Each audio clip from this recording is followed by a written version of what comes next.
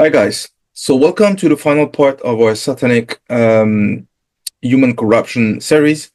So now we're gonna tackle something a little bit different. We'll talk about the transgression of ethical, social, and spiritual norms, and that will provide a final conclusion to this series. I don't enjoy too much this subject; it's way too dark for me.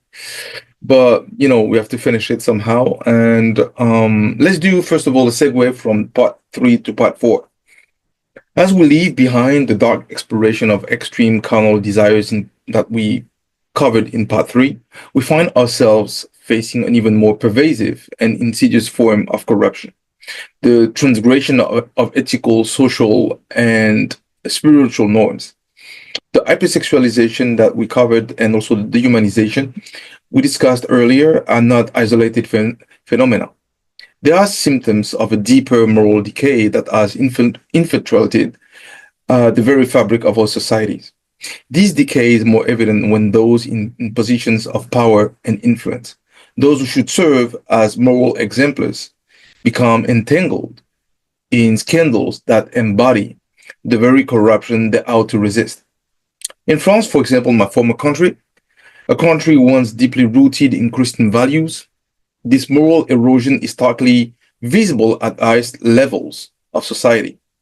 Conspiracy theories targeting President Emmanuel Macron and his wife Brigitte Macron have sparked widespread debate, with some accusation of, of them embodying a symbolic inversion of traditional norms, satanic norms, instead of the traditional and spiritual norms.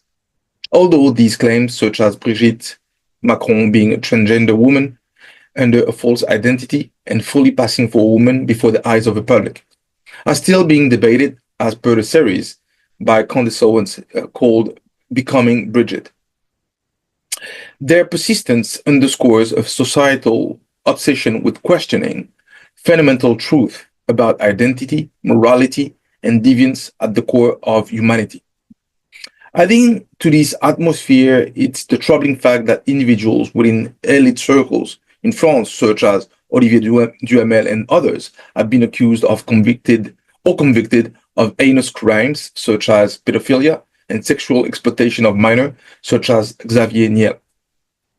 These scandals represent not only personal failings, but also broader societal fractures that reflect the encroachment of satanic influences. And this is what we're going to cover now.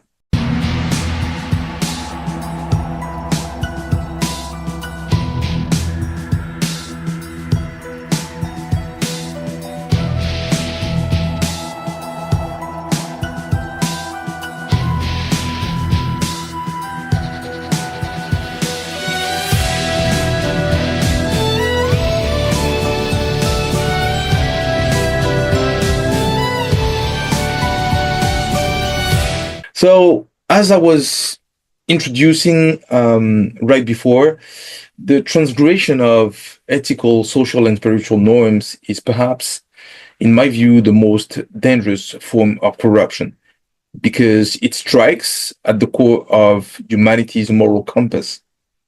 When leaders and public figures, those entrusted with guiding society, showing us the path, succumb to behaviors that defy basic principles of decency and justice, that set a precedent that normalizes deviance.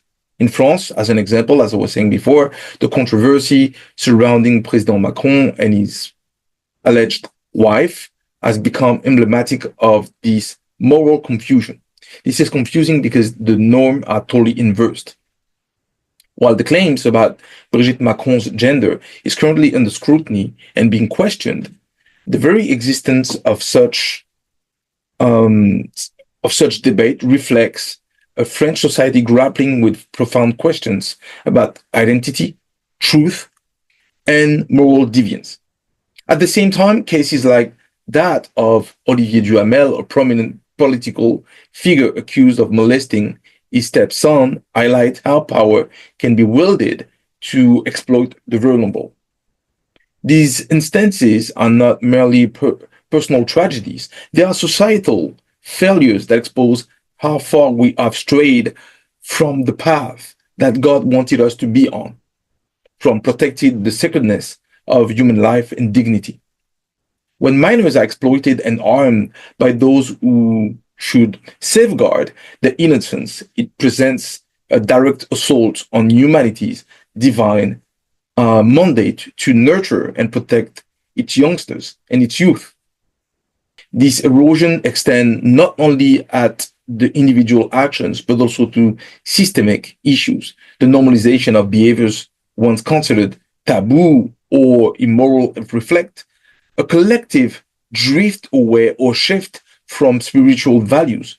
Transgenderism, as I was saying before, while deserving respect or individual choices, raises complex questions about humanity's natural inclination towards reproduction, a divine purpose deeply embedded in our existence.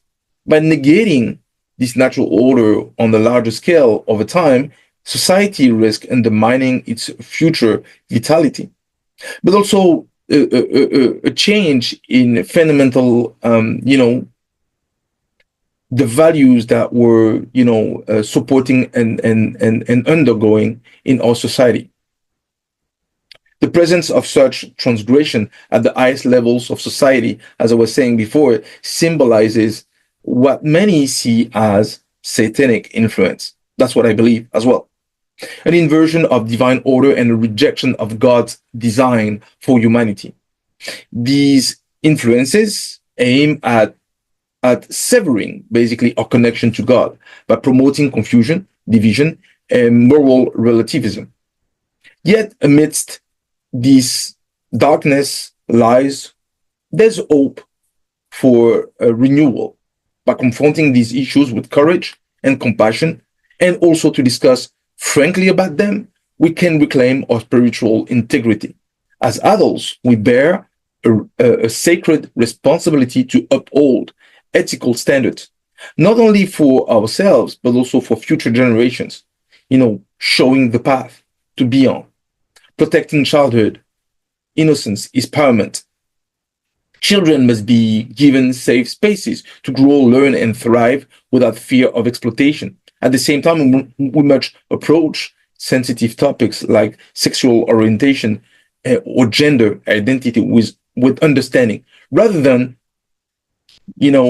trying to destroy the inner self, and also trying to understand the difficulties when people are adults, that they can make a certain choice about gender change, while at the same time we need to acknowledge the broader societal implications and what it means, but to also avoid any promotion of such behaviors and evolution. Ultimately, humanity's path back to God requires collective effort.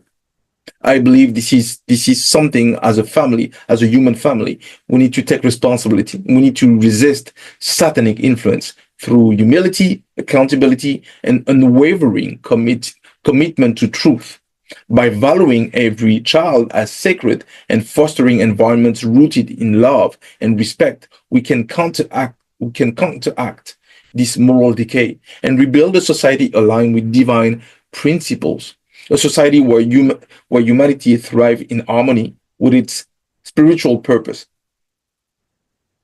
As a conclusion, what can we say? We can make a call for humanity, a call for unity in faith.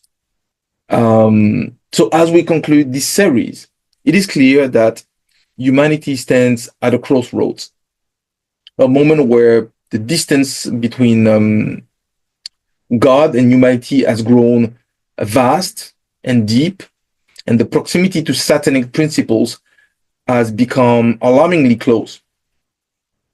Yet amidst to this darkness, there remains hope, a hope rooted in our shared capacity for love, compassion, and righteousness, regardless of our spiritual orientation. Whether we are Jewish, Muslim, Christian, Buddhist, Hindu, or any other faith, we are all seekers of spiritual guidance and enlightenment. At our core, we share a common yearning for truth, honesty, moral uprightness, and a connection to something greater than ourselves. This shared journey as a human family, as I keep repeating myself about us being a real, humanity, brotherhood, or family. This shared journey doesn't mean we must abandon our humanity. We can still embrace friendship, experience love, and fulfill our natural sexual desires or ambitions. Nonetheless, we must never forget that unconditional love for one another and righteous conduct are what elevate us beyond mere existence.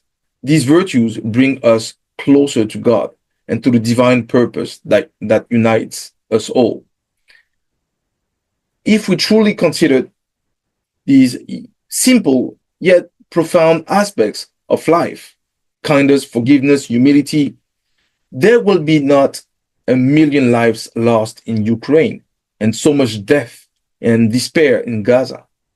These tragedies are stark reminders of how far we have strayed from the path of love and mutual respect and friendship for one another.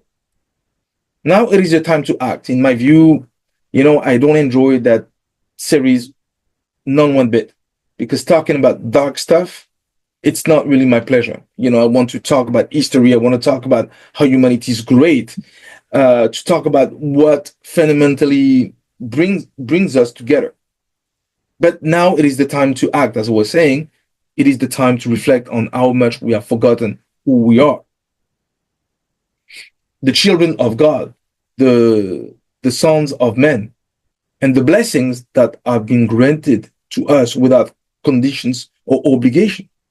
We can't forget that God asks only that we love one another, support one another, and respect one another.